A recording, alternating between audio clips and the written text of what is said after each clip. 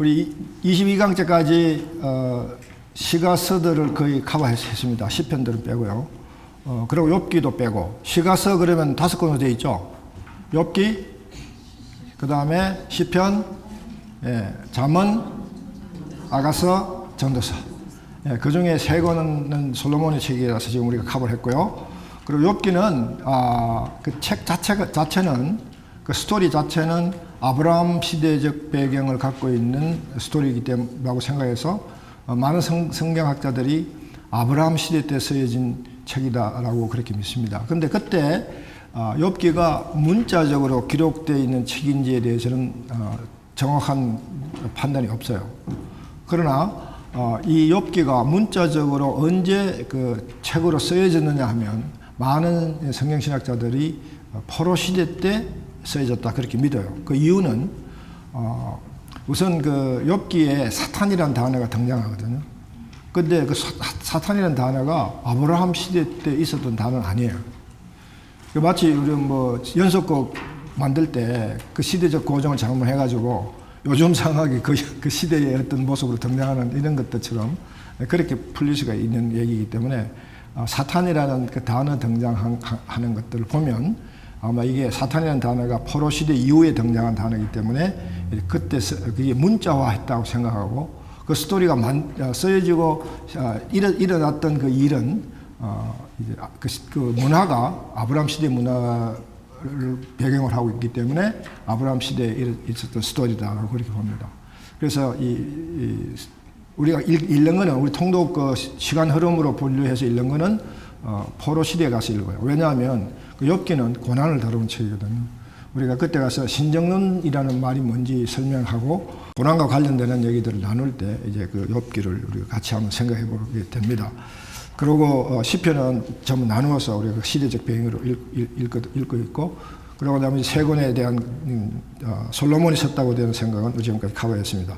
자, 우리 시가서의 특징, 우선 시가서를 절기에 따라 읽는 그런 풍습이 유대교에 있는데 그것이 어떻게 읽는지 우리가 한번 살펴보겠습니다. 6월절에는 아가서를 읽고요.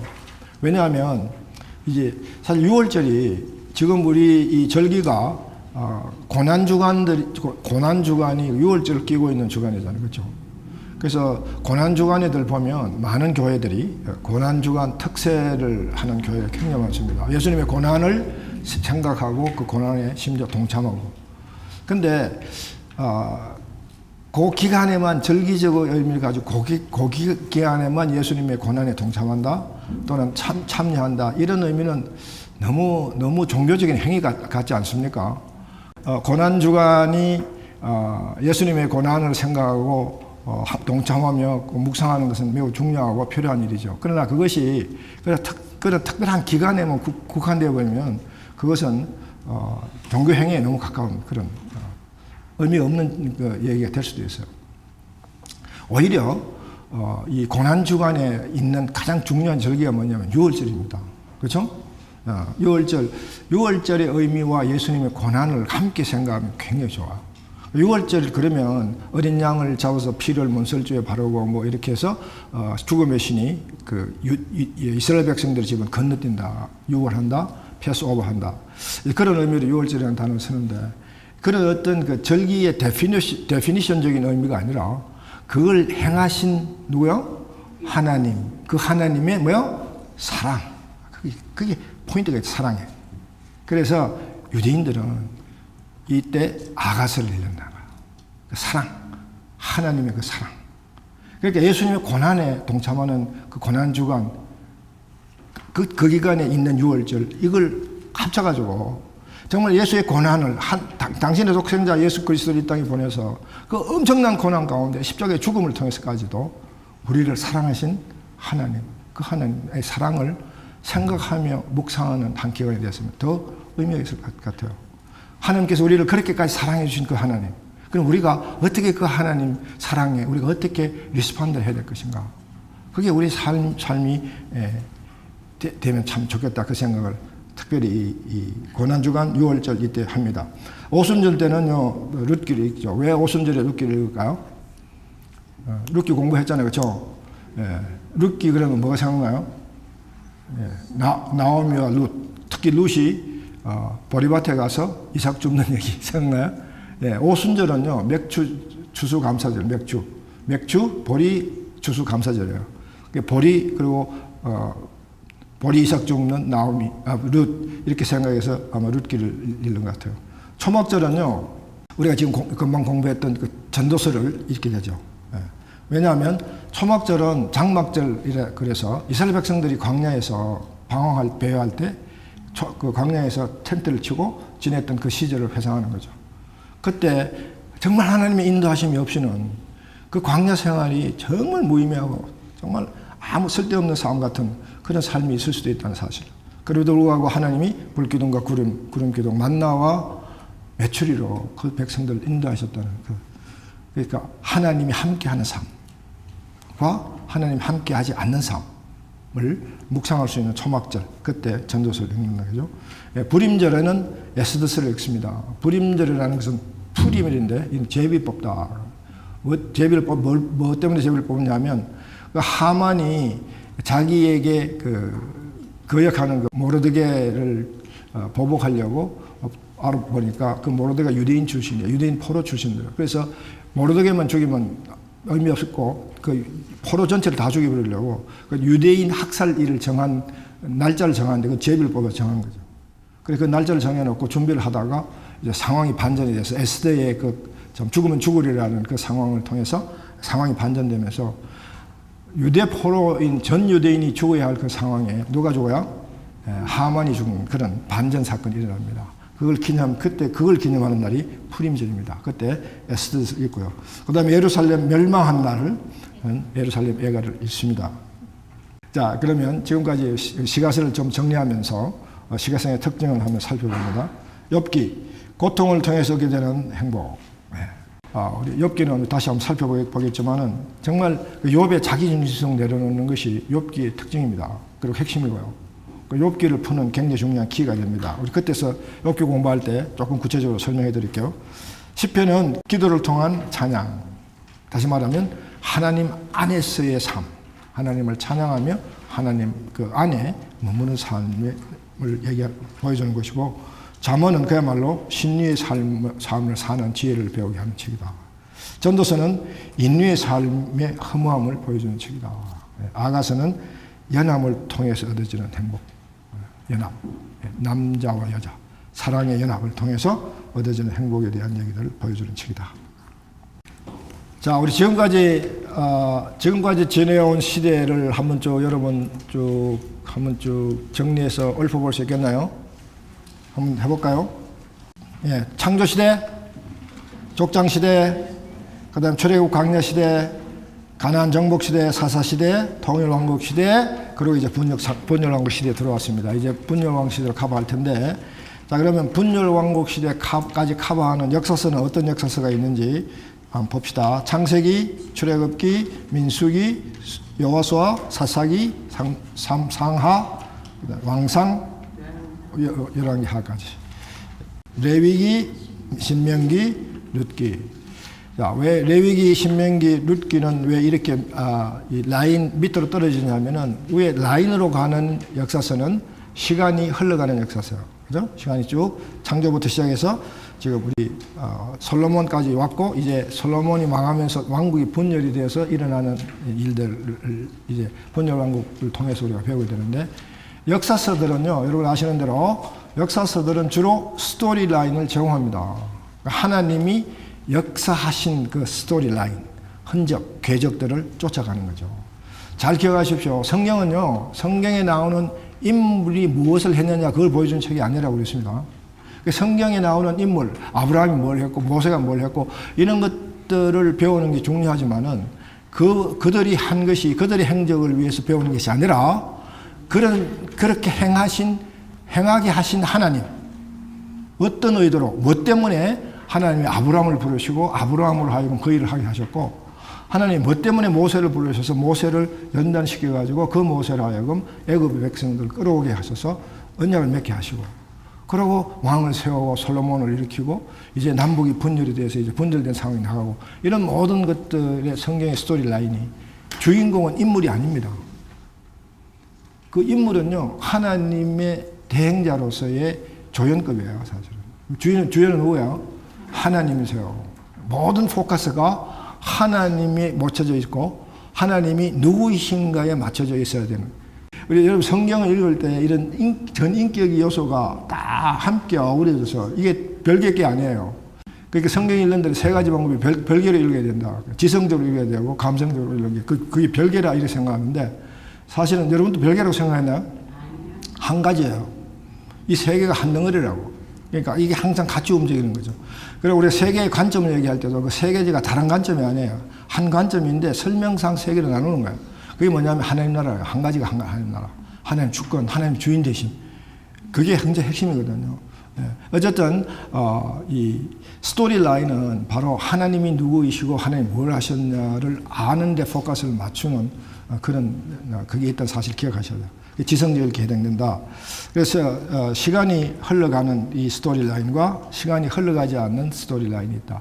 레위기, 신명기, 룻기는 역사적 사실을 기록하는 책이지만은 시간은 흘러가지 않는다. 한 시점에 일어났던 일들, 역사적 어떤 한 해프닝을 일어났던 것들을 중심으로 쓰고, 룻기 안에 시간이 조금 흘러가지만은 그러나 그것은 전체 크게 흐른 대세에 비해서는 그건 한 순간에 불과한 시간이기 때문에 그냥 별거로 취급합니다. 스토리 라인이, 큰 스토리 라인이 흘러가지 않는다는 거죠. 그 다음에 이 역사서에는 지금까지 분열왕국 시대까지 가면서 역사 또 그 상황을 그리는 또 다른 하나의 역사 흐름이 있는데 그것이 역대기다. 역대기는 여러분 이미 다 배워서 알지만 잠시 복습하면 역대기는 에스라가 이제 2차 포로 귀환 때 와서 스룹바벨이 만든 성전을 중심으로 해서 이스라엘 백성들의 그 잃어버렸던 그 정체성, 70년간에 없어졌던 이스라엘 백성들의 하나님 백성으로서의 정체성을 회복하려고 역사서를 다시 쓴 게 바로 역대기인데, 역대기는 바로 에스라 사관에 있었다. 위에 지금 신명기 사관에 쓰인 역사서는 바로 위에 나오는 거예요. 창세기로 시작해서 열왕기 하까지 가는 역사서는 신명기 사관, 모세 사관에 의해서 쓰여졌던 책이다. 그렇게 여러분 이해를 하셔야 돼요. 그리고 그러니까 이 신명기 사관에 쓰여진 역사서는요, 정치, 사회, 경제 모든 것들을 다 망라해서 쓰고요. 아주 두드린 특징은 남북 왕조의 역사를 다 씁니다. 그런데 에스라가 쓴 이 제사장 사관에 의해서, 그러니까 하나님의 관계를 중시하는 제사장의 관점에서 본 이스라엘 역사는요, 북왕국 역사로 빠집니다. 왜냐하면 북왕국은 이제 금방 공부하게 되는데, 여로보암이 이제 그 10가지 옷 조각을 아히야스 받아서 자기가 이제 왕이 될 거라고 알고, 까불거리다가 솔로몬이 그걸 알고 죽여버리려고 그러잖아요. 그렇죠? 그게, 그 열왕기상 11장 마지막 부분에 나오죠. 여로보암이 그래서 그걸 도망을 갑니다. 그래서 애굽 가서 애굽의 시삭이라는 왕 밑에서 이제 지내다가 그 다음에 이제 솔로몬이 죽자 와서 저희 아주 그 조용한 구태타를 일으키게 되죠. 그래서 북왕국 10지파를 세우고, 그리고 이제 어떻게 되냐면 북왕국 남왕국 유대지파는 솔로몬의 아들 르호보암에게로 넘어가죠. 그런데 중요한 게 뭐냐면 하나님이 당신의 그 다윗과 한 약속, 사무엘하 7장에 뭐가 나와요? 다윗 언약이 나오잖아요. 다윗이 성전을 짓고 싶어하는 열망이 너무 강했을 때 하나님이 나단 선지자를 통해서 다윗에게 너는 너 손에 전쟁을 너무 많이 해서 피를 많이 묻혔으니까 너 손에 그 성전을 못 짓게 하고 너 아들 때 짓고 그 대신에 나는 너의 가문, 너의 왕조를 영원히 서는 왕조를 너 가문에 허락하겠다. 소위 메시아를 허락했잖아요. 그러니까 그 메시아가 다윗 가문, 다윗 왕조를 통해서 오기 때문에 그 다윗 왕조, 유다 왕조를 하나님께서 견고하게 지켜줄 필요가 있다. 그래서 그 다윗 왕조, 유다 왕조만 이제 아들 르호보암에게 넘깁니다. 그래서 남북이 나눠지게 되죠. 근데 이 남북이 나누어지면서 이 유다 왕조가 갖는 가장 큰 이점이 뭐냐면요, 성전을 확보하게 됐다는 거죠. 예루살렘을 갖고 있으니까. 그 예루살렘에 성전이 있잖아요. 그 성전이 왜 중요하냐 하면, 신명기 6장이 생각납니까? 신명기 기본 가르침에 아주 중요한 기본적인 공간에 대한 얘기였어요. 신명기에 보면 하나님이 내가 정한 그 처소에서 예배를 드리라. 하나님이 정한 처소에 예배 드린다는 게 그만큼 중요한 거죠. 그게 성막과 그게 성전의 정신입니다. 그런데 그 하나님 정한 처소, 예배 드린 처소, 하나님 계시는 처소, 그게 어디 있냐면 예루살렘 성전이라는 거죠. 그러므로 모든 하나님의 백성은, 모든 하나님의 그 신의 언약을 통해서 택함을 받았던 모든 백성들은 반드시 예루살렘 성전을 한 번 내지 세 번, 한 번 이상 세 번까지 1년에 순례를 해야 돼요. 그래서 성전세도 바치고 제사도 바쳐야 돼요. 그러니까 모든 이스라엘 백성, 12지파 모든 지파의 백성들이 다 예루살렘 성전을 방문해야 되는 거예요. 그러다면 북왕국 10지파에 있는 그 백성들도 남왕국을 방문해야 되잖아. 그럼 여로보암이 그걸 통제를 하면 자기의 왕권이 위태위태해지니까 그걸 차단시키려고 금송아지를 단과 세겜에 만들어 놓고, 그러고 이제 남쪽에 가서 예루살렘 성전을 방문하는 걸 차단시켜 버렸잖아요. 그러므로 이스라엘 북왕국은 첫 왕부터 하나님과 관계없는 존재로 바뀌어버렸죠. 여러분, 그 큰 왕도표, 왕선지자 도표 있죠? 예, 그 도표를 보면 북왕국을 전 빨갛게 칠해놨잖아요. 왜 빨갛게 칠했는지 아세요? 예, 북왕국은 전원 빨강이다.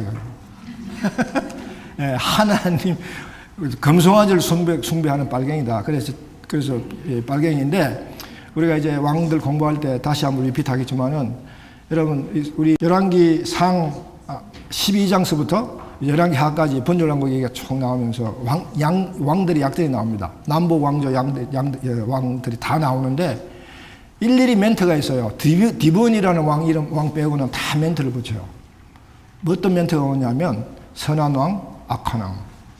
선한 왕, 악한 왕, 이걸 여러분 꼭 기억하셔야 되는데, 선한 왕, 악한 왕을 구별하는 기준은요, 첫째는 다윗 왕 같았는가. 다윗 왕이 첫째 기준이에요. 두 번째 기준은, 순서는 중요하지 않아요. 하여튼 두 번째 기준은 우상을 숭배했는가. 예. 그래서 북왕국 10지파로 구성된 북왕조의 왕들은요, 전원 우상 숭배자이기 때문에 전원 악한 왕이에요. 예외 없이 다 악한 왕이에요. 그런데 남왕국은 우상 숭배한 왕은 악한 왕이에요. 므낫세 같은 왕들. 이런 왕들은 악한 왕이에요. 다윗 왕 같았던 왕들은 다 선한 왕들이에요. 그래도 우상을 숭배하면 다 악한 왕이 돼요. 그런 것들을 잘 분별할 수 있으면 좋습니다. 그래서 우리 다시 이 도표 얘기로 돌아오면, 에스라의 그 관점, 제사장, 하나님 관계를 중요하시는 제사장 관점을 볼 때는 북왕국 10지파는 그 역사에, 그 하나님 역사에, 하나님 나라를 회복하는 그 역사에 끼어 들어올 수 있는 룸이 없어 다 배제시킵니다. 그러니까 역대기는요, 북왕국 10지파에 대한 얘기를 안 써요. 가끔 아합 왕 같은 얘기 그냥 참고로 이렇게 비교하기 위해서 잠깐 나오는 것 외에는 왕조 자체 얘기를 안 써요. 예, 그런 사실을 기억하시면 역대하, 상하의 그 기본적인 그 문제를 해결할 수 있다는 거죠.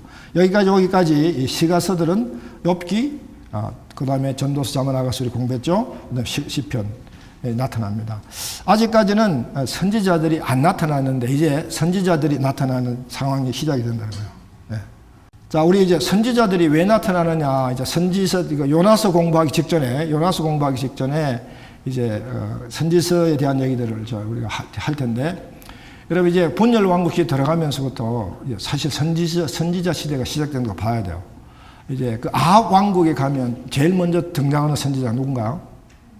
전체적인 개요적인 얘기를 합니다. 여러분, 이 전체 이런 개요적이고 스토리라인적인 얘기를 머릿속에 각 정리해 넣어둬서 이때, 그러니까 아합 왕 시대에 우상 숭배가 극에 달하니까 이사벨이 바알 신, 아사다로 신의 선교사 자격으로 이 북왕국에 시집 옵니다. 그 얘기는 우리가 구체적으로 할 텐데, 그래서 북왕국이 바알 이 국교화되는 상황이 벌어지죠. 그나마 금송아지가 국교였었는데 그것이 바알 종교로 국교가 바뀌는 상황이 벌어질 때, 그래도 하나님이 이스라엘 백성들을 회개할 길을 붙들고 그 기회를 주시고 기다리시는데, 이 바알 종교로 넘어가면 그 기회 마저 없어질 것 같으니까 하나님이 선지자를 보내기 시작한다는 거죠. 그때 온 선지자는 누군가요? 엘리야가 오잖아요. 엘리야가 오고 엘리사가 옵니다. 그러다가 점점 이 북왕국이 점점 그 하나님과의 관계가 이제 더 회복 불가능한 단계까지 가게 되니까 하나님이 이제 아모스를 보내고 호세아를 보냅니다. 요나는요, 북왕국 관계없이 그냥 오는 건데, 우리 그때 요나서 공부할 때 다시 할 텐데, 여러분 보시면 이 선지자들이 오는 이 상황이요, 이 선지자가 집중적으로 오는 이 시대적 배경의 가장 큰 문제는 뭐냐면요, 신해산 언약이 파기되는 상황이야. 미리 말씀드리는데 이걸 머릿속에 미리 예습하는 마음으로 넣어놓으세요. 선지자들이 오는 상황이 바로 신해산 언약의 파기 상황. 그 신해산 언약이 구약의 스토리 라인과 메시지 라인에서 얼마나 중요한 부분을 차지하고 있다는 것을 보여주는 거야. 그렇게 지금까지 여러분들이 신해산 언약을 얘기하면서 십계명의 그 영성 이런 걸 강조해서 한 이유가 여기 있습니다. 구약은요, 구약의 역사를 메시지 라인에 이해하기 위해서는 반드시 신해산 언약을 이해를 해요. 신해산 언약 플러스 언약과 관계돼 주어지는 율법을 반드시 이해해야 돼요. 그걸 이해를 못하면 구약 전체가 이해가 안 되고요. 구약 전체가 이해가 안 되면 신약 예수님이 왜 오셨는지도 몰라. 예수님이 왜 이 땅에 와서 고난받는지 구약적 배경을 가지고 이해를 못하면 절반도 이해를 못해요. 하나님의 큰 구속의 틀을 이해를 못하게 되기 때문에. 신해산 언약은 바로 아브라함 언약과 연결해서 생각을 해야 되고요. 이렇게 다 성경은 하나로 묶여져 있는 큰 틀이 있다는 큰 통전적 이해가 있다는 사실이에요.